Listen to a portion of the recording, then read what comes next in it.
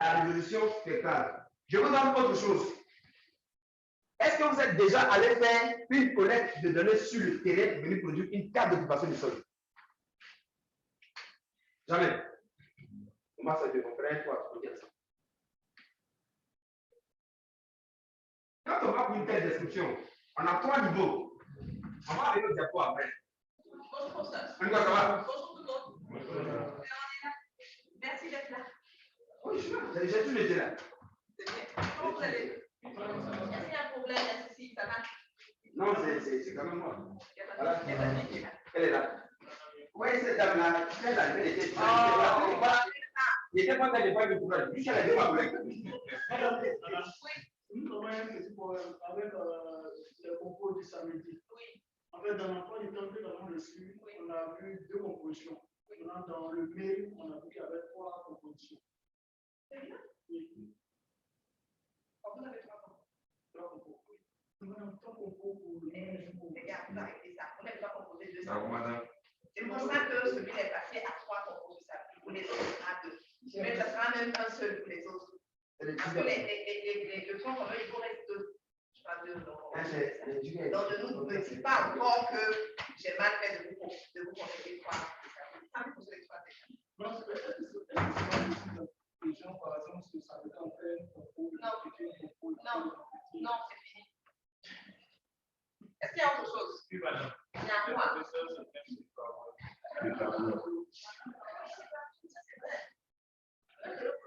On a besoin, quelquefois même, tu as envie, tu as besoin de certaines choses. Madame, s'il vous plaît, moi j'ai une préoccupation. Il y a quoi? Oui, c'est M. Yao Fouad. Monsieur Yao, comment ça va? Oui, ça va bien, madame. Oui, on y va. Alors, ma préoccupation est la suivante. Nous avons le cours de sémiologie en ligne pour nous qui sommes en Fouad. Alors, je me rends compte qu'il y a d'autres vidéos de l'année dernière qui se retrouvent en ligne et cela nous perturbe énormément. Nous ne savons pas qu'est-ce qui est du cours, qu'est-ce qui est des vidéos passées. Pour cette Alors, année? oui, pour cette année. Donc, est-ce qu'on peut bien retirer les vidéos de l'année dernière et puis permettre à ce que le cours de l'enseignant se retrouve en ligne pour nous permettre de bien réviser? Je vous l'assure, on a ces petits, on va devoir régler ça rapidement. D'accord. Bonjour tout le monde. Pourquoi tu l'emmènes en salle? Tu n'as pas forcé la vie. Hier, c'était la sœur, on a dit non. D'accord. Donc, on va voir ça. D'accord, madame. Oui. Sinon, le cours en PDF n'existe pas et c'est vraiment délicat pour nous. Quand on parle de support de cours. Il n'y a pas de support de cours. Non, il n'y a pas de support de cours. Ce que nous avons en ligne, là, ce n'est pas le cours de l'enseignant, celui qui a donné le cours, là, ce ne sont pas ces supports qui sont en ligne. D'accord. Je vais voir la cellule fiscale, donc pouvoir vous le régler rapidement. D'accord, madame. Je vais aller voir à l'instant. Tu as dit sémiologie, non? Oui, sémiologie. D'accord. Donc, c'est bon, il n'y a pas de souci. Maintenant, examen, il y en a 3.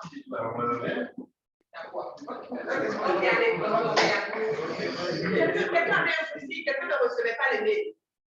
Les gens tous dans ce pays. Depuis la semaine, dans ce pays. Voilà, donc, je reviens pour dire la chose suivante. Il faudrait que quelqu'un m'appelle. C'est qui?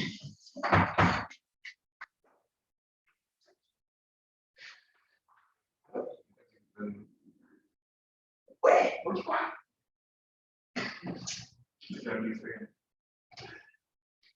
Non, je suis la question.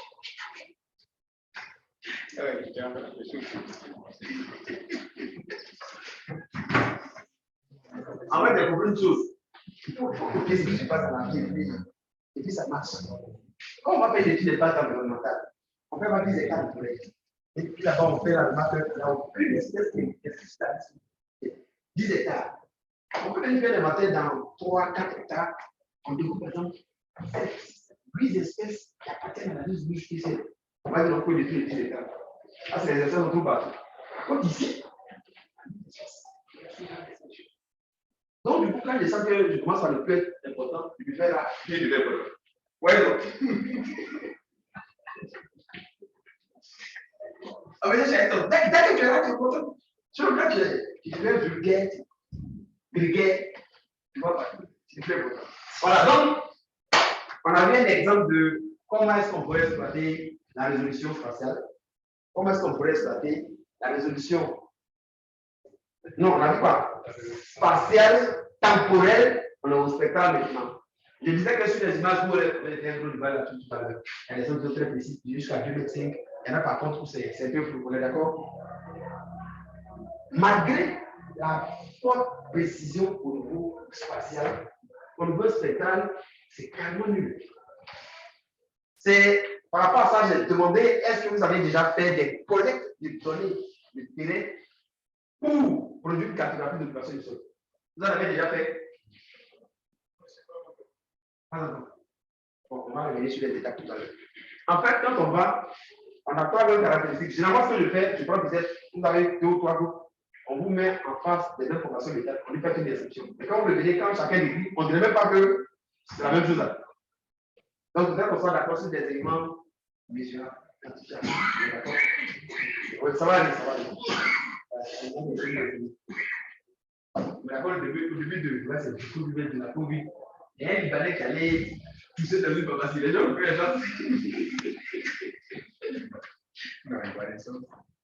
ils l'ont poussé, le gars, après, il a dit qu'on comprend les personnes. C'est même comme s'il était allé distribuer la chose. On va le pousser. D'accord. Donc, généralement, ce qui pose le problème spectral, ou du moins l'importance du volet spectral, c'est quoi? C'est important de faire la discrimination entre 2 éléments. Je donne un exemple tout bête des jumelles qui se ressemblent véritablement. Des jumelles qui se ressemblent véritablement et qui se déplacent ensemble.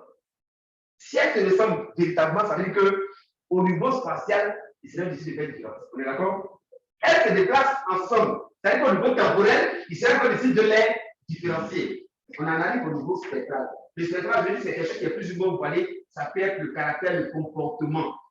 Mais ce reste de le comportement, si tu vis avec ces jumelles, tu peux savoir que.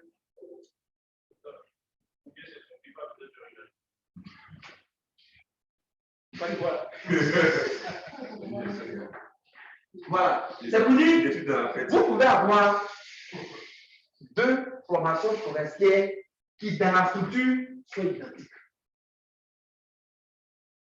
Dans la dynamique saisonnière, sont identiques.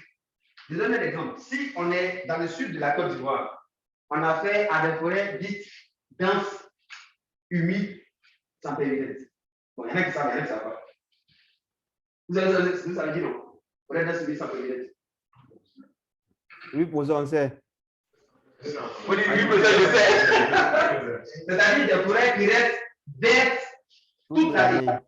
Si vous comparez une forêt pareille à une forêt de la moyenne Côte d'Ivoire, là on a des forêts denses, humides, semi-décidues. Et puis au nord de la Côte d'Ivoire, on a des forêts denses, sèches. À un temps T égal à 0, on peut faire la différence entre les trois. On est d'accord? Par contre, si vous comparez des forêts qui se situent dans la même zone écologique, dans la description de cette forêt, au niveau de la structure, est-ce que Guédé est là? On a rendez-vous aujourd'hui. Est-ce que Marc Farel ici? c'est Libanais. On dirait que Marc il n'est pas là. Donc ce sera après le cours. Vous allez pour la fête. C'est pas Libanais, d'accord, c'est bon. 10 heures.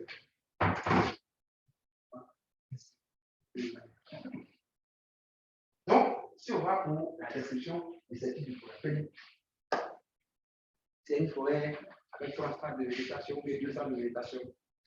Le recoupement de la première stade, ça dit tout ce que vous avez comme branche et feuillage. Quel est le recoupement au sol? Et en 80, 90%, vous êtes d'accord? Les 2 forêts peuvent être identiques. Mais il peut y avoir quelque chose de différencié. On ne verrait pas forcément, si vous voulez. Supposons simplement que un soit sur un sol hydromorphe et puis l'autre soit sur un sol bien drainé. On ne verra pas ça, si vous voulez. Parce qu'au niveau spectral, ce n'est pas trop riche. Alors que, on peut prendre par exemple au niveau plan. La première couche, ou le premier plan, la structure de la végétation. Le deuxième plan, l'humidité du substratum. Les 2 forêts peuvent être identiques, mais différées par l'humidité du sous-sol. Les 2 forêts peuvent être identiques, mais différenciées par la topographie du milieu.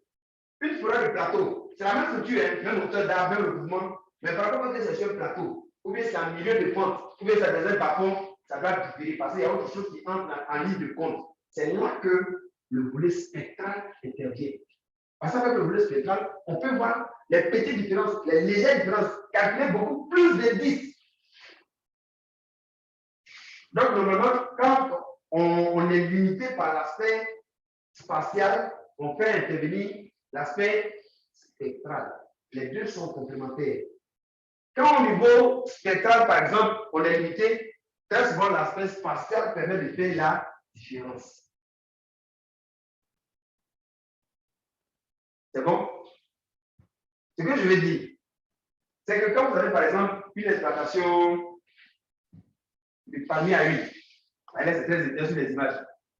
C'est très évident sur les images, simplement parce que c'est l'aspect spatial sur lequel vous misez. C'est-à-dire spatialement, vous voyez, comme c'est quelque chose de ciel, vous voyez bien les contours. Mais si vous avez affaire à une image qui n'est pas trop précise, où on a beaucoup de pixels mixtes, ce n'est pas évident que vous voyez ces contours-là. En ce moment, c'est au niveau spectral que vous devez chercher la différence entre ces parcelles-là et puis son alentour. C'est bon? Après tout ce qu'on a dit, on va parcourir les diaphragmes, alors que c'est comme il déjà vu. En fait, comme l'esprit est déjà là, ça va passer très vite. Maintenant, autre chose d'important. Qui peut me dire les grandes étapes quand on vous demande de produire, par exemple, une cartographie de l'occupation du sol? Qui peut me dire les grandes étapes qu'on pourrait avoir? On dit, vous, monsieur, vous allez nous faire une cartographie du sud, par exemple, du parc national de Taï. Ou bien du parc national, c'est W, non? C'est pas dans quel pays c'est tout là, au niveau de la toute ici. Voilà. Vous devez faire une cartographie de temps. Quelles sont les étapes génériques, hein? Il y a des détails, mais c'est les grandes étapes que je souhaiterais voir. C'est quoi ces grandes étapes? On vous demande de produire une cartographie de l'occupation du sol d'un espace quelconque. Quelles sont les grandes étapes à laquelle vous devez passer? J'ai bientôt fini. On va faire jusqu'à midi. Si on attend 10h30, 11h, c'est déjà bon. Il est déjà 10h17. Ceux qui sont déjà les grands, oui. Je pense que dans la première des choses, c'est d'abord s'il faut aller sur le terrain, il faut aller d'abord collecter les données. Bien sûr. Tu es au bon milieu. Tu n'as pas commencé par le commencement. Là, je t'arrête. Commencement. Les grandes étapes. Non, c'est bon quand tu rentres en bouche. Ça donne les leçons aux autres. Comme ça. Ok, d'accord. Bon. Il est derrière, il dit, il ne va pas dire. La vie de balance. Ceux qui rient là, je vais mettre un souvenir de voilà aussi. Oui. Allô? Oui. Attends, une minute, celui qui a mis, une minute. Ouais, il est là, vas-y. Il a parlé d'une recherche documentaire. Est-ce que tu voulais dire ou bien tu voulais dire autre chose? Bon, oui. C'est ça que tu voulais dire? Non. Ah, mais dis pourquoi? Bon, en premier mois, je pense qu'il faut définir ses objectifs. Hein. Définir ses objectifs. Oui, définir ses objectifs, oui. Oui, définir ses objectifs. Quelqu'un d'autre a quelque chose à dire, sinon il conclut qu'on avance. C'est bon? Bon, ok. Définir ses objectifs, je suis d'accord. Mais je pense que celui qui te demande de faire le travail, il a déjà défini ses objectifs. Ce qu'on appelle le TDR. En réalité, on ne te laisse pas comme ça. On t'oriente dans ce que tu dois faire. Si je suppose que tu as ces objectifs dans le TDR qu'on t'a remis, la première étape, c'est quoi? C'est le leçon qui est en ligne. D'accord. Oui. Si on suppose qu'on t'a remis un TDR dans lequel les objectifs atteints sont déjà définis, ta première étape, c'est quoi? J'écoute, hein? Pour ça, c'est de prendre connaissance des éléments du terrain d'abord. Les éléments du terrain, donc tu rejoins le monsieur qui est là. C'est la planification. Oui, monsieur, on va prendre connaissance, on va émettre des hypothèses qu'on va chercher à vérifier sur le terrain. La documentation. Oui. Non, c'est pas la documentation, pardon. Acquisition des données. Non, c'est la documentation. C'est vraiment le BABA. Dans les amis, appel à manifestation d'intérêt. Les objectifs atteints sont déjà dedans. On te dit non, tu dois faire ça à valeur les objectifs atteints. Ou bien, C'est déjà dedans. Quand tu as ça, là, la première des choses, c'est quoi? On dit que tu dois travailler sur temps. La première des choses, c'est vraiment la recherche documentaire. Je parie à 90% que ce que tu vas faire, quelqu'un l'a déjà fait entièrement, peut-être pas dans la même zone, ou bien partiellement même dans la même zone. Donc, la première des choses, c'est vraiment de faire une vraie fouille documentaire. De un, ça va t'aider à avoir une vue globale de ce qui se passe là-bas, à comprendre les types d'occupation du sol qui existent, à comprendre les moteurs de la dynamique des types d'occupation du sol qui existent là-bas, à voir si y en a qui ont déjà travaillé sur la zone. Ils ont travaillé avec quel genre d'image? Est-ce qu'ils ont eu des problèmes? Si oui, quels sont les problèmes qu'ils ont eu et quelles sont les solutions qu'ils ont apportées à ces différents problèmes? Voyez donc, ça vous permet d'avoir une large vue sur vraiment tout ce qui se passe là-bas. Parce qu'à la différence des autres thématiques ou bien des autres outils où les gens sont très orgueilleux parce qu'ils connaissent, ils donnent l'exemple de Broussa qui a ciblé pas connu. Un botaniste, ils sont vivants même, il était déjà dans l'histoire. Voilà. Donc, moi, j'ai partagé le même vidéo que lui sur avant il s'est passé. Moi, je le connais où il travaille lui. Ah, tu le connais où? Bon. Moi, j'ai travaillé avec lui, il a été même dans mon journée de thèse, j'ai partagé le même vidéo que lui pendant plusieurs années avant qu'il décède. Parce qu'en botanique, là, c'est pas, je veux dire, quelque part même ça, c'est pas trop la formation académique. Il faut vraiment être dedans, quoi. Lui, c'était vraiment un don pour lui. Lui, on peut il peut s'enorgueillir, on est d'accord? Mais entraîner quelque chose, c'est bizarre. Je veux dire, pour avoir à une image, en tant que cartographe d'occupation du sol, ce n'est même pas ce qui est couverture qui va permettre d'interpréter, mais peut-être c'est le sol. Peut-être c'est la topographie. Je veux dire, les explications peuvent venir de tellement de côtés qu'il faudrait savoir rester humble, poser les bonnes questions pour pouvoir comprendre la signature spectrale. Parce que sur le terrain déjà parti, apparemment, c'est la même signature spectrale. Et pourtant, sur le terrain, ce que tu vois, c'est différent. Il y a le genre de savane, bon, il n'y a pas de savane, il y a deux savanes selon que ça qui est ici, il n'y a pas de savane les deux ici. Pour lui, ça va les deux là. Quand tu parlais à perte de vue, il n'y a que les êtres. Il y en a quand il va, il n'y en a pas, tu vas voir les abus. Sinon, il n'y en a pas ici. Bon. Une savane les deux. Il y a certaines savanes qui sont le style de pelouse vraiment rare. Ça ressemble exactement aux pelouses qu'on fait ici là. Que ce soit artificiel ou naturel, la signature spectrale peut s'apparenter, ça peut être égal. Ou bien tu vois des trucs qui sont apparemment identiques sur ton image, l'arrivée sur le terrain, c'est la même chose. Voyez donc, il faut aller chercher l'explication ailleurs. Soit c'est le substratum, soit c'est l'effet de l'homme, peu importe, tous ces trucs qu'il faut chercher. Voilà, donc il faut être humble. Parce que si tu es orgueilleux, c'est trop bizarre. Moi j'ai toujours dit, on va tous rappeler les questions, mais nous qui sommes beaucoup plus d'occupation de sol, on va beaucoup se défier. Tu sais pourquoi? Tu peux garder ton nom, mais rien. Ceux qui font par exemple des questions hydrogéologiques, ils vont chercher des fractures dans le sol. Est-ce qu'il a bien une fracture là? Tu peux avoir le matériel pour aller vérifier? Tu ne peux pas. Ceux qui vont au océano, ils vont prendre des données à plusieurs dizaines de kilomètres des côtes. Tu peux aller vérifier? Tu ne peux pas. Mais si toi, tu as produit une cartographie de l'occupation du sol de l'université de Cocody, même les étudiants de première année peuvent te dire ça, c'est pas vrai. Parce que ici, là, nous, on applique ici. Pas que c'est pour ou bien tu prends le cas, par exemple, d'une forêt classée d'un parc national. Les agents, là, ils sont tout le temps en train de sillonner le parc en question. Là où c'est café cacao, tu as fait ta 4 années, c'est forêt. Bon, tu as fait ça 2 fois, c'est fini. On t'a classé dans le milieu. Quand on attend ton avis, c'est pas la peine. Donc, je veux dire, il faut être très méfiant. Parce que autant les gens ont du respect pour toi, autant ce respect a pu tomber en un rien parce que tu as produit un mauvais travail. Donc, il faut vraiment faire attention. Donc, il faut faire une fouille bibliographique. C'est ce qui va te fidéliser dans ce que tu fais. Mais cette fouille bibliographique-là peut aller jusqu'à prospecter le terrain. Je m'explique. Et tout ça vient de la bibliographie. Si par exemple, dans ton étude bibliographique, tu as vu que tous ceux qui travaillent dans ta zone, ils doivent travailler qu'avec les images dans ça. Et puis tu as fait à une image sentinelle. Tu vois que les unités cartographiques qu'ils ont définies sur la base des images dans ça, ça peut différer si tu prends les images sentinelles. En passant par de 30 à 10 mètres. Bon, et si on a des images de 6 mètres, 1 mètre, tu vois que ça peut encore différer. C'est-à-dire qu'au-delà de ce qu'il y a dans tout ce qu'il y a comme revue de littérature, si tu as les moyens, ce serait bon de faire des choses très petites pour te faire quand même une idée de ce qui se passe. Ça, c'est la première des choses. La deuxième, parce que si c'est une production scientifique, la production scientifique part de la base que ce que X a produit, il y a toujours une marge d'erreur qui est associée à ça. Donc, c'est bon d'aller chercher ces données. Au lieu d'éviter de certaines données, d'aller tout à l'heure que quand les données sont erronées, les résultats seront forcément erronée. Si toi-même tu as la possibilité d'aller chercher tes données, va chercher tes données et tu produis. Là, ça t'engage de bout en bout. Vous voyez donc? Donc, toujours commencer par la lecture. Et ça te permet d'avoir tout ça. Ça te permet même de construire la méthodologie. Parce que si tu voudrais faire certaines manipulations, certains traitements pour lesquels il y en a qui ont déjà signalé qu'ils ont fait ça, qu'ils ont eu tel problème, pour nous ils ont fait ça. Tu vois que tu n'es plus bien passé par l'erreur. Il y a déjà la solution puis tout saute. Donc, c'est tellement important de faire la revue documentaire. Mais de toute cette revue documentaire, on tire deux choses essentiellement. Quels sont les différents types d'expression du sol qui existent depuis les années? Quelles sont les images qui ont jusqu'à été utilisées pour cartographier la zone? Quelles sont les images que moi je dois utiliser par rapport aux objectifs qui ont été fixés? Si c'est une cartographie ponctuelle, ok. Mais si c'est une cartographie dynamique, on en arrive à faire intervenir la résolution tampon.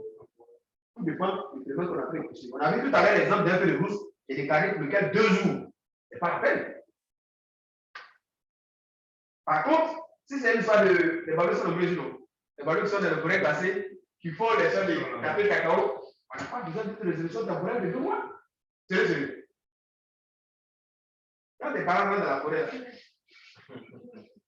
c'est pas une résolution temporaire de 2 mois. On pourrait peut-être pour les suivre, même si on est minutieux, peut-être chaque 2 ou 3 ans pour les cultures pérennes. On est d'accord? Ce n'est pas un feu. Pour dire que chaque heure, on va savoir où le feu se trouve. Voyez donc, ça peut permettre de définir. Si c'est un phénomène dynamique qu'on veut suivre, ça peut permettre de définir la densité temporelle des images qu'on va utiliser. Si c'est une image ponctuelle, Dieu merci. C'est bon? Bien. Une fois qu'on a ces images, donc on sait les atterrir. Si on va payer, on paye. Parce que si c'est un projet, c'est qu'à la même non. Si on va payer, on paye. Donc on a les images, on fait tous les traitements. C'est qu'on a vu les traitements qu'on commence maintenant. Les traitements orientés.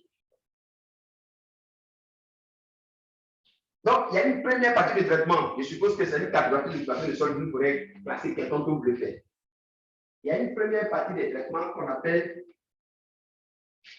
extraction d'informations, soit par amélioration d'image, soit par calcul des vis. Donc, vous avez bien fait de prendre. Parce que ça ressemble depuis le tout. Vous avez bien fait de prendre. Qu'est-ce que vous entendez par amélioration d'image de calcul des vis? Tout ça, c'est pour extraire les informations. Mais qu'est-ce que vous entendez par amélioration d'image? Qu'est-ce que vous entendez par indice?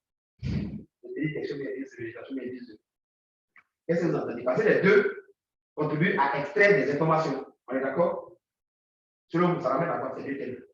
Amélioration d'image, calcul des vis. Oui. Oui, j'ai très proche. Ça, c'est le même technique. C'est beaucoup, tout le monde peut beaucoup. Oui. Qu'est-ce que vous entendez par ces deux thèmes?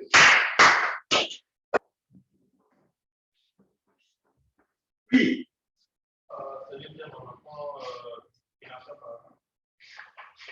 Ça permet de discriminer, ça permet d'extraire. Bon, on n'a pas bougé.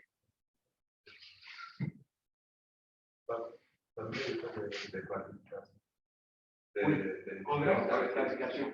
Il y a le manuel, il y a l'automatisé, c'est-à-dire aidé par les logiciels. Dans l'automatisé, il y a les dirigés et puis les non dirigés.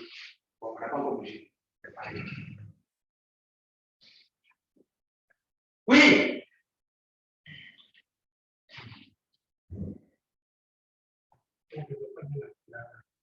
Donc, je vois bien. Je dis, on a noté des nous on a déjà fixé les différences de l'expo. On est d'accord? On appelle notre truc de graphique, ça permet d'avoir. On sait quels sont les personnes qui existent, on sait comment ça bouge. On a fait le choix d'une image finalement qui est adaptée à ce qu'on va faire. La première des choses quand on a l'image, c'est d'abord le traitement, c'est-à-dire les différentes corrections, et puis extraire la zone qui nous intéresse. Ou bien faire une mosaïque pour le créer, la zone qui nous intéresse. Une fois qu'on a ça, c'est à partir de là qu'on commence à travailler de façon spécifique sur le traitement pour nous faire. On est d'accord? Mais dès qu'on a l'image qui couvre la zone d'étude, c'est là qu'on commence à travailler. Et la première des choses qu'on fait, c'est d'abord tenter d'extraire des informations, soit par des améliorations d'image, soit par les calculs des vis. Et ça, qu'est-ce que vous entendez par amélioration d'image ou calcul des vis? Parce que vous avez déjà regardé ce thème-là. C'est un exemple. Oui, Moi, je vais ressortir les éléments qu'on n'arrive pas à identifier. L'amélioration. Donc, Un exemple d'amélioration. Un exemple d'amélioration, c'est le lancement, non? Oui, monsieur. Oui. Donne-moi un exemple de lancement. Oui. Composition colorée. Oui, composition colorée. C'est un exemple d'amélioration d'image. Un exemple d'indice.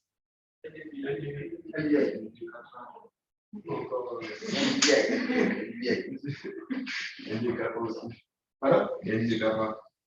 Non, ça c'est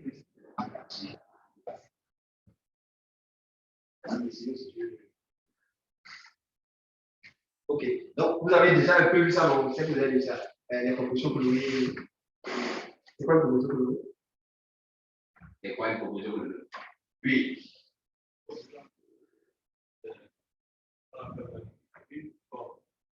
En la vision, nous avons dit que c'était une fusion, c'est-à-dire la mise en commun de trois bandes pour nous aussi qui va regrouper, qui va regrouper toutes les informations. Presque toutes les informations. Pas toutes les informations de ces trois bandes-là. Généralement, ce qu'on fait comme composition colorée, c'est RGB, non? Il y en a d'autres. La liste, c'est une exploitation de ces trois couleurs. Ce n'est pas une longueur d'onde. De ces trois couleurs-là, qu'on va appeler primaires, pour avoir des couleurs secondaires. Parce que ce n'est pas les couleurs primaires, il dit qu'on va appeler. Vous avez bien compris? On dit non, le gars, il a dit que. Donc, en exploitant le rouge, le vert et le bleu, on peut ranger dans ces trois couleurs-là des images appartenant à des longueurs d'onde différentes pour créer une synthèse de couleurs. Parce que quand on a des images là, c'est à niveau de gris. Mais pour faciliter l'interprétation visuelle, on peut effectivement arriver à une composition colorée exploitant. Ça veut dire que quand on va mettre les couleurs ensemble, on va se retrouver en face d'autres couleurs qu'on va créer. Quand on met le rouge et le vert ensemble, ça donne quelle couleur? Le jaune. Quand on met le vert et le bleu. Il y a quelqu'un qui s'appelle Jean-Claude ici. Oui, monsieur, c'est mon cousin. Bon. Je dirais simplement que dans la composition colorée, il y a juste ceux qui ont pour habitude de tout mentir. C'est fini. Les couleurs qui s'accrètent, pour retirer ça. C'est bon? Vous avez le jaune, le cyan et le magenta.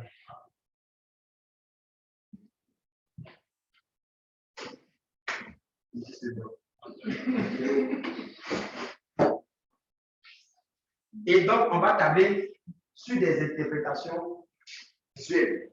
Ça, c'est un exemple typique. Vous cherchez à ressortir les différents éléments de les différentes interprétations du sol. On pourrait pronostiquer pour dire que ça, c'est une formation très dense. Très dense. Il n'y a même pas de végétation. Il y a que les sols ou bien de l'eau. On peut pronostiquer à partir de là. C'est vraiment parce qu'on sait comment chaque élément se comporte dans les différentes longueurs d'onde. C'est vraiment parce qu'on sait. Les trois gros éléments, c'est quoi? C'est les sols nus, ou bien les roches, en tout cas, tout ce qui est surface dure là. C'est l'eau, ou bien c'est la végétation. C'est les trois entités qu'on peut avoir. Soit c'est une surface végétalisée, soit c'est un sol nu. J'entends par sol nu les vrais sols nus, les sites qui ont été bâtis, les environnements rocheux, en tout cas, tout ce qui n'est pas végétal là. Et puis de l'autre côté, l'eau. Voilà les trois grands éléments. Vous savez comment ces trois grands éléments réagissent au niveau des grands longueurs d'onde, notamment les trois qu'on utilise beaucoup pour la manche visible, proche de rouge, moins de rouge. Vous savez comment ça réagit, non?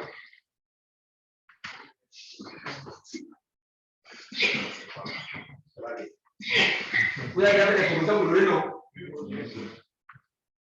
Ah, ouais.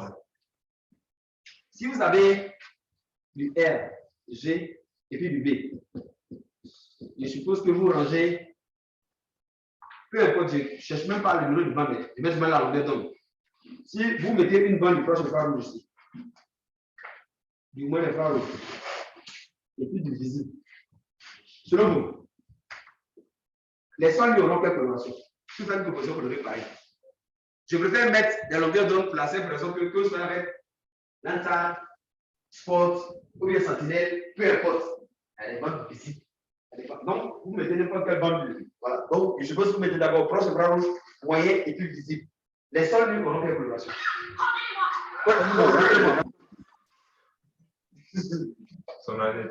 Les sols nus auront quelle coloration? Oui. Et ceux qui sont nus ne voient pas.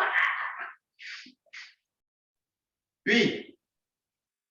Oui, nous ne voyons pas le tableau, s'il vous plaît. Oui, je vais vous traduire ça. Attendez qu'il répond d'abord, je vais vous traduire ça tout à l'heure. C'est bon? Oui, professeur, ok. Oui.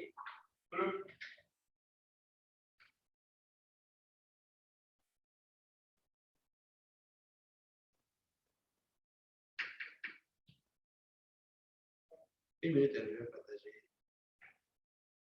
On va bientôt passer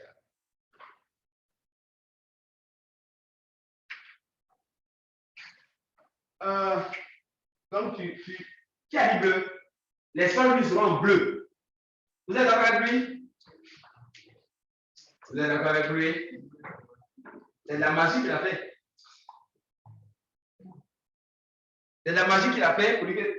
En ligne, une minute, je viens avec eux et puis je vous donne la conclusion. C'est ça qu'on appelle l'interprétation visuelle. En fait, c'est comme ça que ça commence. Pourquoi ça sera en bleu? Lui dit bleu. Pourquoi les sols vont être en bleu? Si les sols nus, selon lui, sont en bleu, la végétation sera en quelle couleur?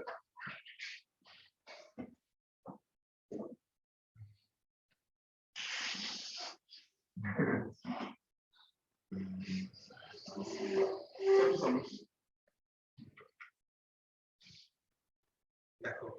Est-ce que vous savez comment réagissent les différents éléments de l'occupation du sol, notamment la végétation, les sols nus et puis l'eau?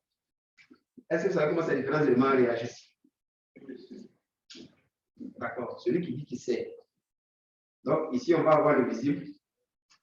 On va avoir le proche, le infrarouge. On va avoir le moyen, le infrarouge. On est d'accord?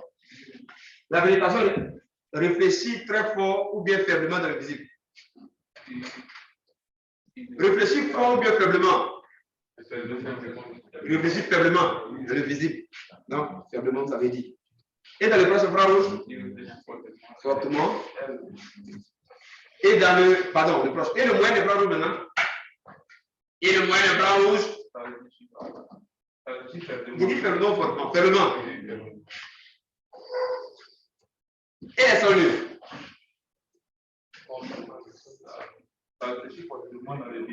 Ça réfléchit fortement dans le visible et puis faiblement. Et ici? Et l'eau? Bon. Vous avez une seule ligne à trouver. Si vous avez trouvé cette ligne, tout le reste est OK. Les sols nus, c'est le contraire de la végétation. Donc, là où c'est faible, c'est que c'est fort. Là où c'est fort, c'est que c'est faible. Là où c'est faible, c'est que c'est fort. L'eau, dans tous les cas, va. Ça, c'est pour de l'eau normale, claire, limpide. Sur lequel il a plu. Et puis, il y a beaucoup de tubilité. Vous voyez, même la lagune. La lagune va briser, on va les absorber. Ça, c'est pour l'eau claire, limpide. Donc, c'est ce qu'il faut savoir. Maintenant, quand je dis que je fais cette composition colorée, à partir de ces deux, je peux savoir quelle coloration aura le système. Les sols nus. Elle a dit ici. Les sols nus réfléchissent fort où et où? Dans le visible et puis dans le moyen infrarouge. Dans le visible et le moyen infrarouge. On prend le visible, on prend le moyen infrarouge. Ça correspond au G et au B. Le G et le B correspondent à quoi? Au cyan. Le cyan, c'est un bleu. Un bleu, regardez le truc de GLSA. Le bleu qui borde l'Afrique. Comme océan. Non, le cyan, il est comme ça. Sinon, tu n'as pas trouvé. C'est cyan, c'est pas bleu. On voit le bleu ici. C'est bon? Donc, en particulier, les compositions colorées, là, c'est avec les bandes brutales. Dès que vous voyez la composition colorée, vous demandez quelles sont les longueurs de sang d'agir, vous devez savoir, pouvoir pronostiquer ce qu'il y a. La végétation sera de couleur. La végétation sera de couleur.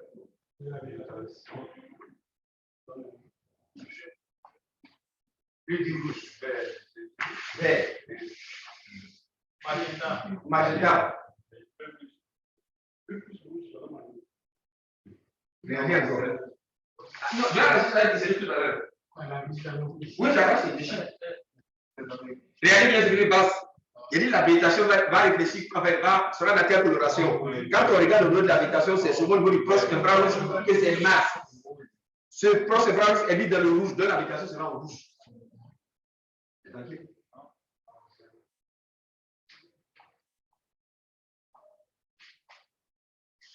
Bon, vous êtes supposé avoir vu ça. C'était juste la fête. Ça, c'est un exemple d'amélioration d'image. On pourrait même citer l'ACP qui est très souvent aussi pratiqué pour chercher à voir un certain nombre de choses. Mais quand on arrive maintenant de l'autre côté, au niveau des indices de végétation, c'est quoi l'indice de végétation? Oui. C'est le rapport de banque. C'est le rapport de banque.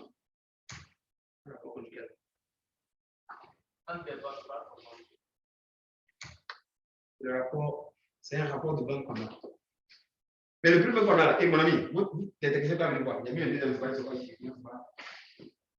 effectivement, c'est un rapport, parce que c'est d'abord physique. Voilà qu'on parle d'indice biophysique. C'est un indice qui donne une information physique, mais qui permet d'extraire de cette information physique des informations biologiques. Donc, on parle d'indice biophysique. À partir des données physiques, on a une information biologique.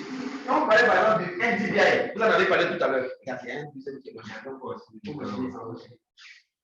Quand on parle d'indice biophysique, vous avez parlé du NDVI. Le NDVI donne quoi comme information? Vous en avez parlé, non? Ça donne quoi comme information? Indice de végétation. Oui, indice de végétation globalisé. Oui. Ça donne une information sur l'abondance de chlorophylle. Sur l'abondance de chlorophylle. Quand on parle de chlorophylle, ça vous ramène à quoi? À la... Oui, à la végétation, d'accord. Chlorophylle, végétation. Sinon, j'ai dit végétation, chlorophylle. Et la chlorophylle ramène à quoi? Non. Non. À un phénomène. Merci. Ça ramène à la photosynthèse. Donc, c'est lié à l'intensité photosynthétique parce que ça ramène à la photosynthèse. C'est bon? Et on me dit, j'ai fini la présentation de leçon là. C'est l'autre leçon que j'ai affichée. Quand j'ai venu mettre ce que je devais mettre. Il y avait un deuxième machin qui était machiné dans le machin. Je vais partir ça, il y a un deuxième. Il ne va même pas la souris. Bon, il y a un deuxième. C'est la leçon. Voilà la leçon 1. Ça, c'était juste la présentation. Oh oui, ce machin-là, tu vas machiner là. Ouais, machine là. Il faut machiner là, tu vois. C'est trop petit. Voilà, je dis que là, il faut machiner. Voilà, leçon 1. Voilà, là, ça marche. Voilà, donc, attends, hein, ici, on a déjà mis toutes les questions de QC. Vous n'avez pas la vision là. Ah non, ça, non, c'est pas le bon truc. C'est plutôt les QCM chez Michel. Ah non, c'est pas ça.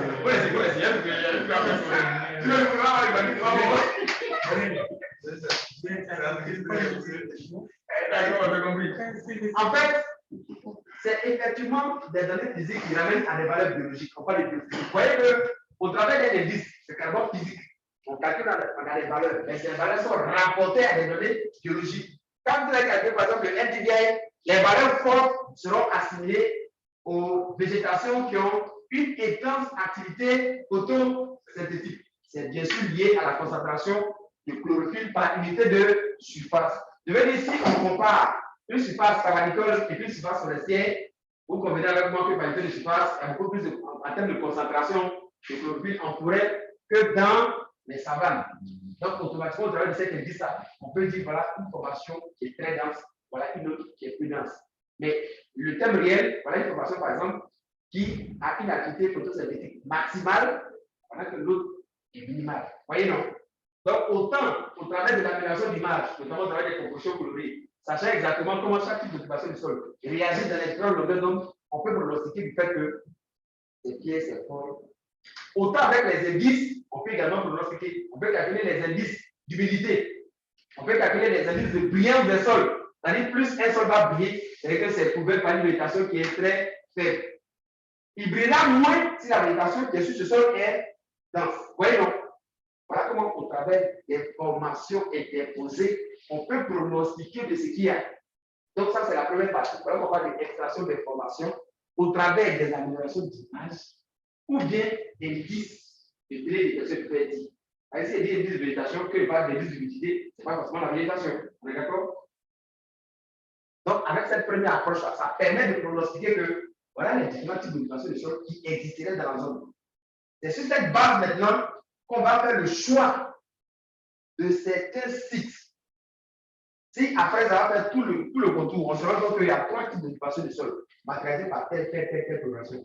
C'est après ça qu'on va choisir un échantillon de points dans chaque coloration, pour aller effectivement sur le terrain, pour aller voir le vert qu'on a eu, ça correspond à quoi sur le terrain. Le rouge qu'on a eu, parce que le rouge c'est la végétation, et il peut y avoir plusieurs nuances de rouge. Il peut y avoir des foncés, des moyens, et puis des clairs. On est d'accord? Ça correspond à quoi sur le terrain? C'est là-bas que tu vas vraiment décrire ce que c'est. Donc, vous voyez qu'on a fait la revue bio, on a pu sélectionner une image sur la base de la revue bio, on a fait l'extraction d'informations qui permettent d'avoir l'aperçu de ce qu'il y a sur le terrain. On prend maintenant des points pour aller décrire effectivement ce qu'il y a sur le terrain. Et là, je disais que la description, là, ça dépend de ce que tu vas décrire. Parce que tu vas les décrire, tu vas te dire qu'est-ce que tu as fait, toi, tu ne sais pas ce que tu as fait. Bon. Dans la description, il y a d'abord une chose. La description de la formation d'état que tu vois, tu ne parles pas de la structure. La structure de la méditation que tu vois, ça fait autre chose. La biologie de ce que tu vois, et puis l'écologie de ce que tu vois. Quand je parle de la structure de ce que tu vois, ouais, c'est un peu comme le bois que vous avez ça, le bois, vous pouvez parler. Sous-bois. Là-bas, par exemple, si on devait décrire, vous voyez que c'est pratiquement les gens qui ont été plantés la même année. Donc, c'est plus ou moins la même hauteur. Donc, c'est pratiquement une seule strate ligneuse. Pour les formations de l'état naturel, quelquefois, c'est 2 ou 3 strates ligneuses. On a les plus hautes, les moyennes et puis les basses. Mais là-bas, comme c'est une zone quelque chose, donc, on a une seule vraie strate ligneuse. Le reste, c'est une strate herbacée. Et puis, faire strate ligneuse, ça même si c'est négligeable, ça existe quand même. Ça même que les jeunes ligneux là-dessous, hein. Pourquoi pas de ligneux, ceux qui ne vont pas faire la biologie, ils savent ce que c'est. Il y a les herbes, et les ligneux. C'est bon, non? Qui a promis ça? Ça va, hein? Yeah. Donc, si vous devez décrire ce bois, par exemple, c'est quelque chose d'artificiel, ça a été fait du même temps. Donc, en termes de strate ligneuse, on a une seule strate ligneuse qui culmine peut-être entre 15 mètres, les grands là-bas. Là-bas, 15 mètres. Le recouvrement, c'est peut-être entre 70 et 80%. C'est bon?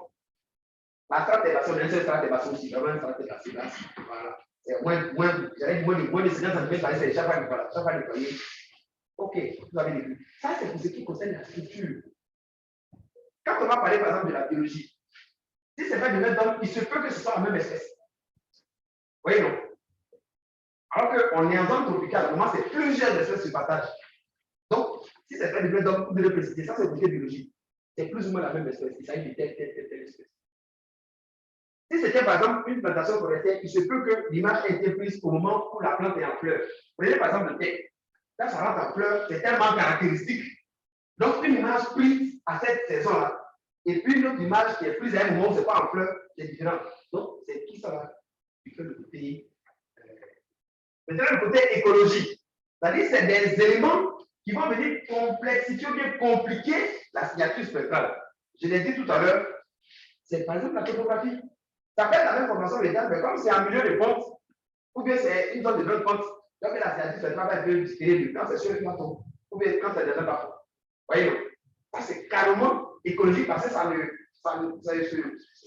pas, voilà, ça soucie, ça va compliquer la signature spectrale qu'on devrait avoir. Donc, c'est les 3 aspects.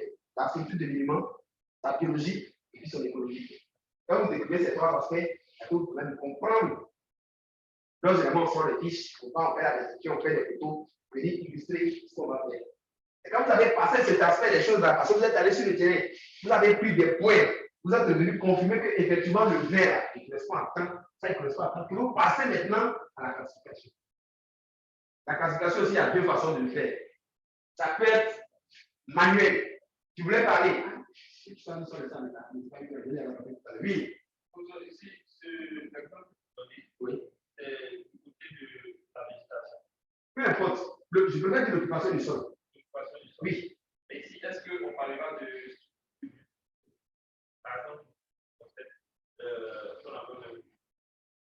il prend en compte le bâti. Non, là, c'est autre chose. On ne va pas parler de biologie. Non, non, non, là, c'est autre chose. Le bâti, généralement, quand on a le cartographie, c'est beaucoup plus de cadastre. Donc, c'est beaucoup plus. Les zones l'outil par l'outil, c'est beaucoup de petits carrés que vous allez avoir. Généralement, c'est les carrés que vous allez avoir. Maintenant, avec une enquête socio-éco, vous allez voir le nom en question. Ça a été attribué pour quel événement. Ça n'a rien à voir avec biologie, écologie. Je prends les grands thèmes. Soit c'est un solide, soit c'est de l'eau, soit c'est de l'habitation. Je prends l'habitation en général. Et cette habitation, ça peut être une exploitation agricole, ça peut être une formation métal naturelle. C'est exactement ça que je parle. Maintenant, si on est en milieu urbain, là, c'est autre chose. On est canalisé sur l'urbain, on parle du tissu urbain généralement. On va en arriver plus tard avec la classification orientée objet. Parce que quand on parle de tissu urbain, c'est beaucoup de choses.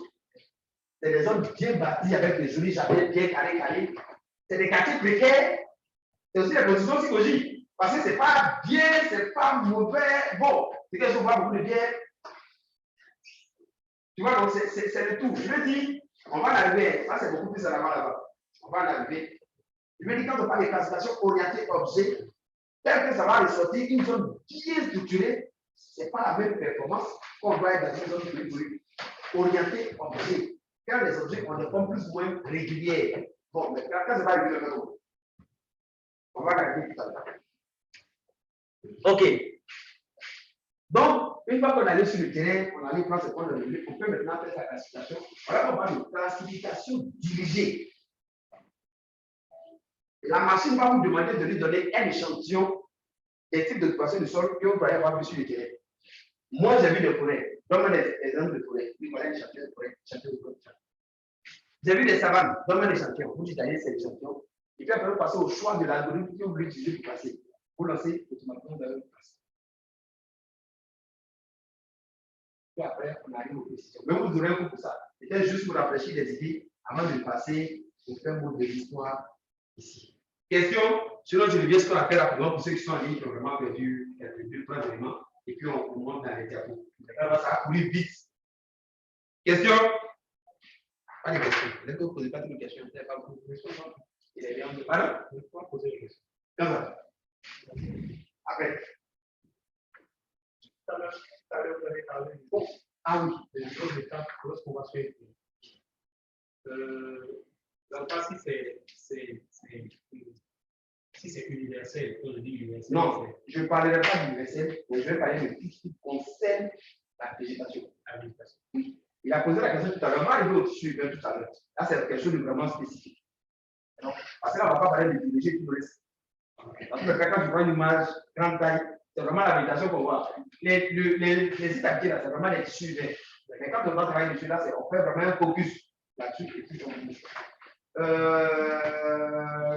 Oui, ceux qui sont en ligne. Allô? Allô? Oui, pour ça, nous sommes là. Oui, d'accord, oui. Oui, et donc, question? Oui, monsieur, par exemple, pour une eau dans laquelle il y a des arbres, en fait, des arbres, pour elles sont deux. Oui, tu vois, ça sera bien pour vous voyez, ça fait de la végétation dans l'eau. Donc, les deux vont des lignes. C'est là où ça se complexifie. Je vous donne un petit exemple, par exemple, dans le temps, je suis en train de voir la dynamique des feux de brousse. Donc, dans ma méthode, je me suis dit, s'il y a un feu, c'est qu'il y a plus de chlorophylle. Si le feu est passé, bon, s'il y a un feu, donc j'ai adjoint au NDVI un autre indice qui est l'indice de brûlure de surface. Un indice qui met en évidence là où le feu est passé, là beaucoup de sang. Mais j'ai remarqué qu'en début de saison sèche, je suis tombé sur certains sites où je calcule le NDVI, c'est haut. Je calcule l'indice de brûlure de surface, c'est encore haut. Est-ce que c'est possible? C'est bizarre.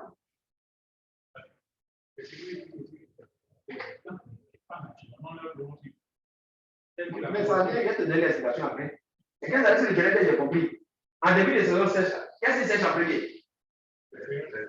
Justement, les herbes sèches. Le feu passe. Donc, l'indice de brûlure, c'est haut. Mais les grands arbres qui sont là-bas, gardent encore un feuille verte. Donc, la photosynthèse est également élevée. Tu vois, quelquefois, ça paraît bizarre. Mais il faut être sur le terrain pour comprendre. Ah, bon, c'était l'explication. Mais là, en plein de saison sèche, se permettent cette forme. Parce que comme tu vois, c'est quand il y a un peu là, ça brûle là-bas, ça brûle là-haut. Mais pour ça, c'est des difficiles de passer le terrain, je ne peux pas comprendre. Je ne sais pas possible. On ne fait passer plus de 1 milliard. Bon, elle est tout comme ça. Donc, il peut y avoir des cas de figure où tu calcules, tu t'attends à voir ce qu'il y a le visible, par exemple, que l'eau absorbe. Et puis, tu vas calculer au niveau du visible, par exemple, tu vois que ça n'absorbe pas trop. Quand même, la réflectance est. Non, dans le prochain problème, pardon. Dans le prochain problème, normalement, ça va absorber. Mais comme il y a des algues, tu vois que la photosynthèse se produit. Donc, du coup, au lieu d'absorber fortement, il y aura une réflectance quand même parce que les algues sont. Tu vois que là, ça devient bizarre. Mais toi, si le télé programme, ça, c'est au cas par cas. Voilà pas les indices qu'on calcule là. On peut dire c'est élevé, c'est bas, c'est moyen. C'est quand tu es sur ton terrain que tu sais exactement ce qui fait que c'est bas, ce qui fait que c'est moyen. Sinon, c'est difficile de laisser qu'il faut faire tellement d'expérience dans ça. Sinon, c'est pas évident. Voilà qu'on commence normalement par un cours qu'on appelle la géographie. C'est-à-dire qu'on te dit, par exemple, que tu dois cartographier une zone dans un espace dans la zone de Tengrela. Parce que tu es ivoirien, quand tu dis Tengrela, tu sais plus souvent ce qu'il y a là-bas. Si tu n'es pas ivoirien, tu dis Tengrela, ça te dit quoi? C'est bizarre, non? C'est comme au Niger. J'ai commencé à aimer la forêt quand la première fois j'ai atterri, c'est Niamey. Quand l'avion a approché comme ça, il dit, c'est du sable. Il n'y a rien de tout. Sable, après, il dit, attends, les gens me disent là. Au Tchad, c'est plus comme ça aussi, non? C'est à l'approche de la capitale avec le Niger. Donc, il y a plein d'exploitations à l'école, ils ont aménagé. J'ai compris du coup pourquoi les gens appellent bien ici. Le bois, là, c'est équivalent. Vous savez, non? À part le bois du soleil, là, le bois, le théâtre de poisson, là, les gens du Niger, tout ça. Vous voyez, pas le Niger. Ce n'est pas moi chez eux. Il n'y a pas de ticket chez eux, non? C'est qu'elle a fait. Bon, d'accord. Ceux qui sont en ligne, je reviens à vous. Dans l'espace qu'il n'y a plus de questions, bien sûr. Oui, bonjour. D'accord. Je vais représenter simplement les compositions colorées. Vous en avez déjà rencontré dans votre formation? Ah, oui. Colorées, oui. C'est ça, non? Oui, on a déjà fait des compositions colorées, oui. Mais qui a fait se battre avec toi là-bas? Pour ça, j'utilise le bureau avec beaucoup de gens. Ah, d'accord. Donc, j'ai donné un exemple de si par exemple tu faisais une composition colorée en rangeant respectivement dans les bandes RGB, le proche infrarouge, le moyen infrarouge et puis le visible. J'ai posé la question de savoir si tu ranges ça dans cet ordre-là. Les sols nus, alors avoir quelle coloration, selon toi? Tu as déjà entendu. Mais si tu dis, il va falloir expliquer. Oui, mais pour ça, si on le fait avec les composants vraies couleurs, le sol nu est une couleur blanche. Oui, il faut utiliser le thème. Il ne faut pas m'amener sur le terrain. Moi, il te dit. Pour ça, il n'y a pas encore fait avec vos thèmes. Tu vois, donc voilà, il faut généraliser ce qu'on dit là. Parce que quand c'est trop personnalisé là, après ça devient très compliqué. Quand tu parles de vraie couleur là, en fait, tu n'utilises que les bandes de visible pour ta composition. Tu comprends, non? Comment il dit, tu sors du visible. Tu utilises des longueurs d'onde, peu importe. Je veux 3 longueurs d'onde différentes arrangées dans ces 3 couleurs là. Donc, tu ne peux pas savoir à l'avance quelle coloration aura la végétation.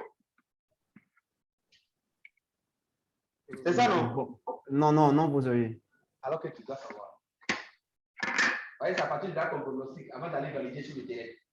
Si vous ne savez pas faire ça, là, il vous sera difficile de faire une interprétation parce que normalement, un homme a les cheveux noirs. Mais dans certains cas de figure, ça peut plus être noir. Oui.